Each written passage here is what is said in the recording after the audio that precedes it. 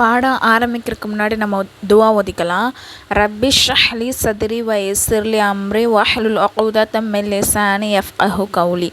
ரப்பி ஸித்னி இல்மா ரப்பி ஸித்னி இல்மா ரப்பி ஸித்னி இல்மா.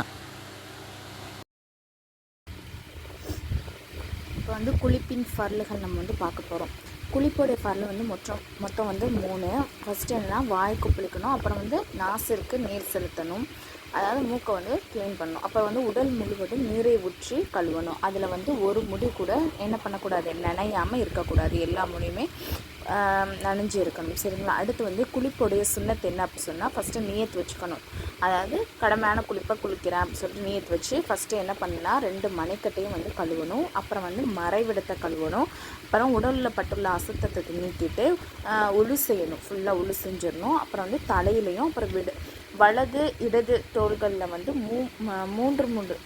3 தடவை தண்ணீரை ஊற்றணும். சரிங்களா? அப்புறம் உடல் முழுவதும் மறுபடியும் 3 தடவை தண்ணீர் ஊற்றுவது சுண்ணத்தாக இருக்குது. அப்புறம் உடலை நல்லா தேய்ச்சி சோப்பு இது மாதிரி விஷயங்களை வச்சு நல்லா தேய்ச்சி குளிக்கணும். நம்ம குளிக்கும் போது கிப்லாவின் பக்கம் முன்னோக்காமல் இருக்கணும். ஏன்னா நம்ம மிகுதமான உடல் திறந்திருக்கிற நிலையில் இருக்கிறனால நம்ம கிப்லா முன்னோக்கி இருக்கக்கூடாது. சரிங்களா? அதுக்கப்புறம் சட்டம் என்ன, மஸ்அலா அப்படின்னா சட்டம். சரிங்களா?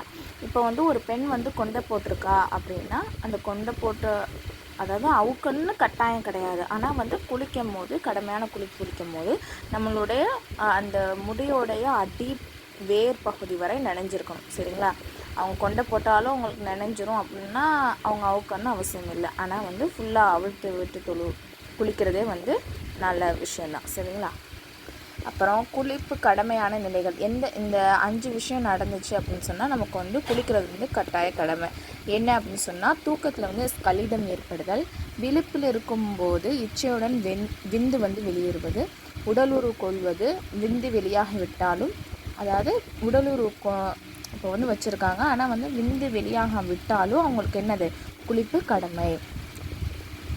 மாதவிடாய் ரத்தம் நின்று விடுவது, பிரசவத்தீட்டு ரத்தம் நின்று விடுவது. இந்த 5 விஷயம் நடந்துச்சு அப்படின்னு சொன்னால் நம்ம என்ன பண்ணோம், குளிப்பு கடமையாக்கப்பட்டுரும். மஸ்அலா என்ன அப்படின்னு சொன்னால், நோய் மற்றும் பலவீனத்தின் காரணமாக முன் உறுப்பிலிருந்து வெளியேறும் வெள்ளை தண்ணீர் அசுத்தமாகும். அதன் மூலமாக ஒழுதான் முறிமை, அதாவது ஒழுதான் முறிமை தவிர என்னது, குளிப்பு கடமை கிடையாது.